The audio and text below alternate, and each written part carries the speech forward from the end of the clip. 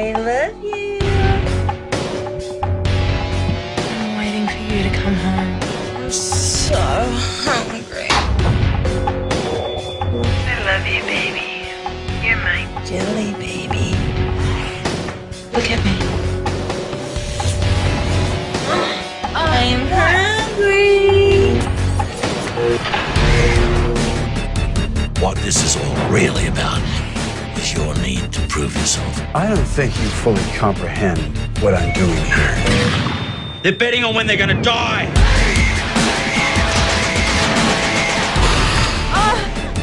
I let them be whatever they want. Today is such a special day. And I love them just the way they are. 602 pounds.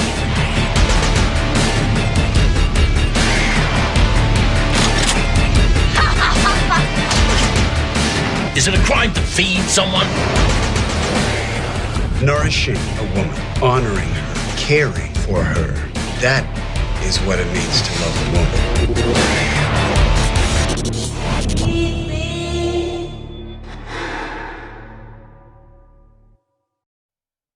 Hey there, welcome back to another video. This time around, it is my review of the 2005 horror film, Feed. Can you stomach it? Now, before I get into sharing my thoughts on this film, I want to give a shout out to Joseph for requesting this review. If there is a film, a TV show, or a topic you'd like to see me discuss in the future, feel free to donate to my PayPal. The link will be in the video description down below. Now, Feed is a film directed by Leonard, whom some of you might be familiar with from his direction in films like The Lawnmower Man, Virtuosity, or The Dead Pit. And it was selected to a bunch of film festivals around the time of its release. It got a lot of acclaim and coverage from various different publications that focused on the horror genre at the time. But for some reason, the film has been pretty much forgotten about nowadays. It's rarely discussed online, and it has a really low rating on most online review sites. And I honestly don't get it. I think this is an underrated gem. This is a film that, yes, it's not for the faint of heart. It's definitely not the kind of movie that deals with subject matter that everyone is going to be able to stomach. But if you can handle it, there's a lot to like here. There's a lot about this film that genuinely says something about society or provides some food for thought. No pun intended. Now, it starts off with Leonard, who is the man behind the camera. And I feel he did a fantastic job directing this movie.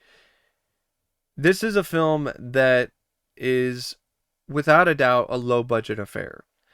And it seems like it was shot with a camcorder or a digital camera. It wasn't shot with a traditional film camera like a lot of other films were at the time. And I feel that this approach actually works for the movie because it adds to the raw quality of the film in terms of the subject matter and in terms of how the film is trying to showcase such horrific things like extreme obesity and feederism and so on and so forth. And I just feel that Leonard had such a great idea of how to make the film feel as unsettling as possible. He just had this great sense and feel of creating an unnerving atmosphere with his direction. I think some people look at it as being too all over the place in terms of his setup of his shots, but I see it as controlled chaos. It's a chaotic looking film from a visual perspective, but it's a film that deals with a lot of really crazy shit. And so it makes sense that the film itself is going to be crazy in that regard, in terms of the camera angles, in terms of the zooms, in terms of the pans, in terms of the different perspectives. And I just love how Leonard was unflinching in a lot of the ways that he shot this film. I mean, he was not holding back with shots that zeroed in on some really sick stuff. I mean, stuff that'll make you want to retch. And I think that's something that was essential to this film's overall success. It had to have that approach. It had to have the no holds barred approach when it comes to the directing. But as good as Leonard's direction is in this film, I feel that the screenplay is arguably where the film really shines the most. And it's a script that it's far from perfect because it does have some issues in terms of the logic behind certain characters and their motivations. But overall, I thought it was a really solid screenplay because it does a wonderful job making you intrigued and keeping you consistently captivated throughout the film. So I want to give a lot of credit to Kieran Galvin, Alex O'Loughlin, and Patrick Thompson for their work on this film's screenplay, because it takes this topic of some really disturbing stuff and handles it in a way that doesn't seem like it's just cheap or there for just cheap shocks, and also creates an interesting dynamic with characters and also with their motivations. And it takes the idea of feeding, and through different characters it showcases different sides of feeding. And I really like that about the story, that you had the feeders in Michael Carter, who's into feeding women to obscene and absurd weights. And then you had people like Philip Carter, who is the cybercrime investigator, who is obsessed with and hungry for control. And then you have like his girlfriend that he's dating at the time, who's hungry for being eaten out and hungry for attention. And you also have the cannibals that are featured early in the film in the first few frames. So there are different forms of feeding in this story, and I like that. It maintains interest throughout the film. It continues to make you intrigued with what's going on and how things are unfolding. And I also like it has a mean, twisted sense of humor that does work well with the subject matter. And it also has characters that are flawed. They're not perfect. There really isn't a single character in this that you could really argue is good or just straight up evil. Even though Michael Carter, you could probably argue, is pretty evil. But he has his motivations and he has his own issues. So it's not just one of those things where things are just simply black and white in terms of this guy's a bad guy and this guy's a good guy, and they are either good or bad for very simple reasons. That's not the case at all. And I appreciate that. I appreciate that you have hero that is pretty flawed. And you even have a scene where the villain points out directly how flawed he is, because he's going to extreme lengths to try to catch this guy, to catch Michael Carter, going way out of his jurisdiction, going to the United States, following him, breaking into his house, doing all this stuff that is against the law, being completely obsessed, not thinking about anything other than himself. And there's a moment where Michael Carter comes in and he points out that Philip is every bit of a sociopath as he thinks Michael is. And that's a great scene. You rarely ever see that in a film where you have a villain who turns the tables on the hero and is like, wait a second. What you're doing fits all the criteria of a sociopath. So maybe you're the sociopath. And I love that. I love that about this screenplay. And speaking of turning the tables, I love the ending. I think this ending is ballsy. I think it's brilliant. It's a great ending.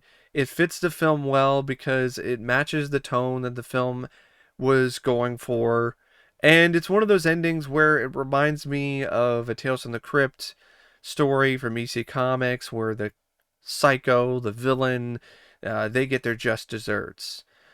He now becomes dependent on Philip for sustenance, and he's the one that has lost control, and that's his worst nightmare.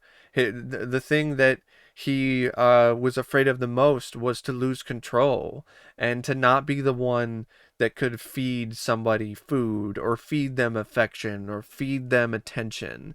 Now he's helpless, and he's emaciated, and he's hungry, and Philip is the one that has changed the power dynamic. I love it. It's a great way to end this movie. And I even like how, things unfold prior to that, where Philip just completely snaps. I like that too. It just shows how much of a sociopath he is, how fucked up he is in a lot of different ways, and how sometimes in order to get rid of some really sick fucks, you gotta send in another sick fuck to take him out. That being said, I don't like a scene where Philip is duped, he's tricked by Michael in a hotel room. So Philip is staying in a hotel room, and this is soon after his first confrontation with Michael, and Michael shows up at his door, and he's got food and coffee, and you would think that Philip, being a longtime cybercrime investigator, would know not to trust these sick fucks that he's been trying to catch or been dealing with for most of his career. But apparently that wasn't the case, because he trusted him for some dumbass reason, ate the burger, drank the coffee, and of course it's tainted, and he gets drugged. And I'm like, what a fucking dumbass. Like, that was not needed. That scene was not necessary. Even though it did feature some good acting by the actor who played Michael Carter. Featured some really excellent acting by Alex O'Loughlin. But I think they could have handled things a little differently. Instead of making the guy out to be a total fucking dumbass. And also, it just seemed like that scene was pointless. It was just there for Michael to monologue some more and to pad the running time. Because what was even the point of that? He injected him with some fat in his side, and was that supposed to kill him or something? I don't know what the fuck was going on there. So yeah, that wasn't handled as well. I didn't like that scene. Not needed, not necessary. But everything else I really thought was great when it comes to the screenplay. The setup for the story that really grabs you by the jugular with this sequence where Philip is breaking into this mansion and runs into these two naked guys in a bathtub. This one guy is covered in blood, and he's being fed his own flesh by the other guy, and the guy who's being fed his own flesh from his leg is screaming at the top of his lungs like a maniac, talking about how, I want to be fed! I want to be fed! I want to, it was like, I want to be eaten! I want to be eaten! And you're just like, oh my god, that's really fucking disturbing. And it then gets crazier and even more gross from there. Like, this film makes cannibalism look like it's a walk in the fucking park, because after the cannibalism scene, then you get to the feederism stuff, where it's these messed up in the head individuals who are really obsessed with power and control, who take these women who are vulnerable and have this need for someone to be there for them. They have this need to be fed in terms of food or affection or attention. And so these feeders come in and they take advantage of that in an extreme way and just feed these women to the point where they are just absolutely bloated and gross. And there are people online on the internet who are like super into it too. They're like really turned on by it. Or there's other people who they are turned on by the idea of being the feeder. And it just is something that is really disturbing and twisted.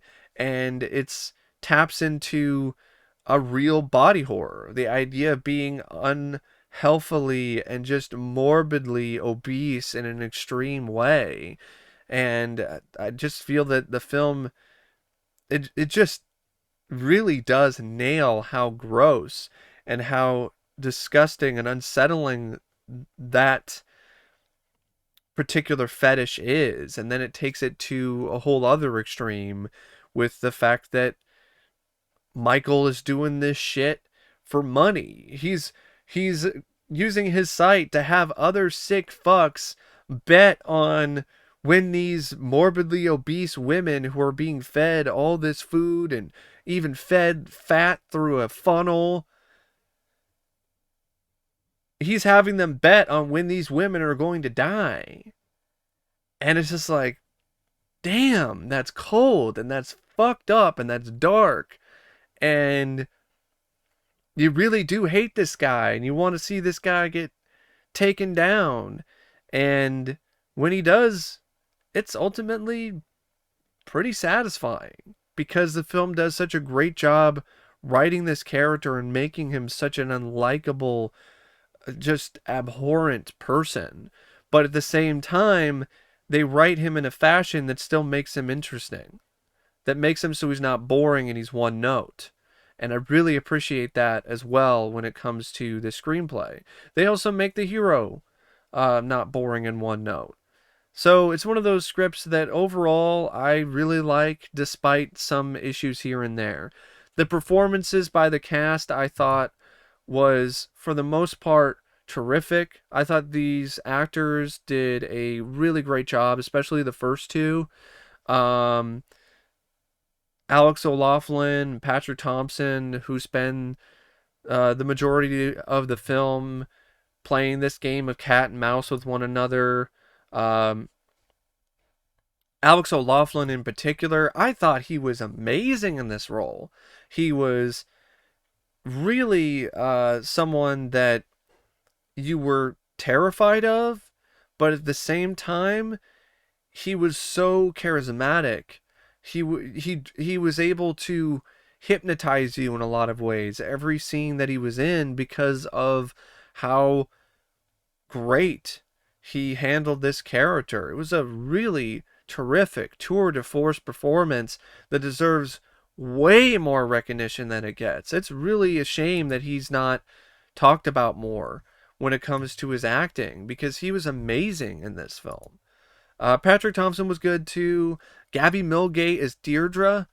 I want to definitely point out her performance because that's such a demanding role to be in this just really uncomfortable, sweaty, claustrophobic, massive fat suit, and to still deliver a convincing performance and not act as if you're just a woman in a fat suit. I didn't really see it that way. I really did buy that this was a woman who was this big and was 600 pounds and could not care for herself.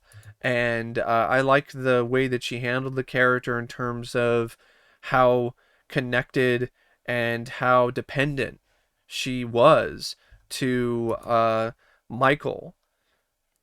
And the other actors, they're fine too. Jack Thompson as Richard, Roge Ashton as Abby, Matthew Nevez as Nigel, David Field as Father Turner. But really, it's the trifecta of Michael Carter, the character Michael Carter, but I mean, it's the trifecta of Alex O'Loughlin, Patrick Thompson, and Gabby Milgate that do the majority of the heavy lifting with this film.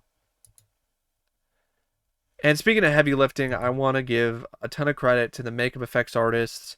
It's not a big budget film, so despite that, these makeup effects artists did a really awesome job creating such a realistic looking fat suit for Deirdre. And it just added to the grossness and the just really disturbing nature of the film, because it just felt so real in these scenes where she's naked and she's got like pancake sized tits, and it's just rolls and rolls of fat. And there's a scene where it's just an absolute massacre for the eyes.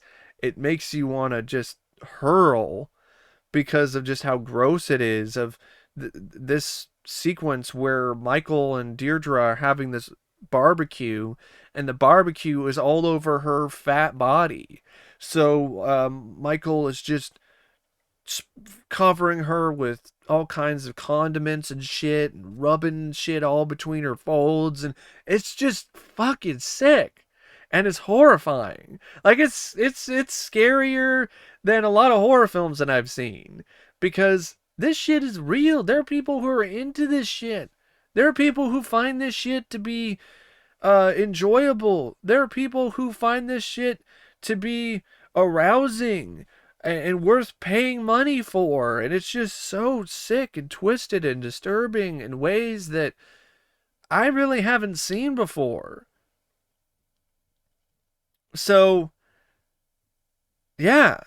It's one of those films that definitely does stick with you. You gotta be in the right mood for this. You gotta have the right mindset, and you gotta have a stomach of steel to be able to make it through this one, for sure. This is not for everybody, but man, I gotta give those makeup effects artists so much credit, because it just felt so genuine. It made that scene so much more effective because of how genuine the effects were, because it looked real. It didn't look like it was fake. And the music by Greg Leonard and Geoff Michael, the score is there. It's nothing amazing. What really the film excels at, though, is the choice of music. So there are certain songs that are played throughout the film, and they are really tongue-in-cheek and honestly pretty absurd, but it really adds to a lot of these scenes with these songs. I really think the songs work. It makes a lot of scenes have this dark sense of humor, which I do feel the film was trying to go for on more than one occasion. The cinematography by Steve Arnold, I thought it was really good for a low budget film that was shot for the most part on a digital camera. At least that's what it looked like. But really, I want to point out the editing by Mark Bennett. I thought the editing in this film was excellent. I know some people don't like it. I love the way this film is edited. It just makes the film even more unsettling and unnerving. It's just really frenetic and chaotic and crazy and wild. And that unevenness, it's done in a way that you can tell is on purpose. It's not just uneven because of incompetence. It's uneven to create a certain kind of atmosphere and a certain kind of mood. And I really feel that the editing nails what the film is trying to do when it comes to creating this unsettling, unnerving atmosphere. And I thought it was pretty well paced too. 101 minutes. It didn't really feel like it was too long. It didn't feel like it was too laborious or slow. I thought it moved by at a pretty good pace. And overall, yeah, it's a sick, fucked up, twisted movie. But I agree with BloodyDisgusting.com when they say it's a definite must-see. And it's one hell of a tasty treat. I would recommend this one. If it sounds like something that sounds interesting to you, or it's one you've heard of, but you really haven't gotten around to seeing it yet because you're worried about it not being your cup of tea. Because honestly, I thought that was going to be the case too. I thought it was just be another one of those lazy, extreme horror movies where there's not much of a plot and there's not much to it other than just shock. And that's not the case here. It's a film that has some strong characterization, some really great performances by the cast, some really good direction by Brett Leonard, and overall, I think it is. It's a tasty treat. It's a terrific film that I really think deserves a lot more spotlight. Anyway, thank you for watching my review of Feed, and as always, I will see you later. See ya.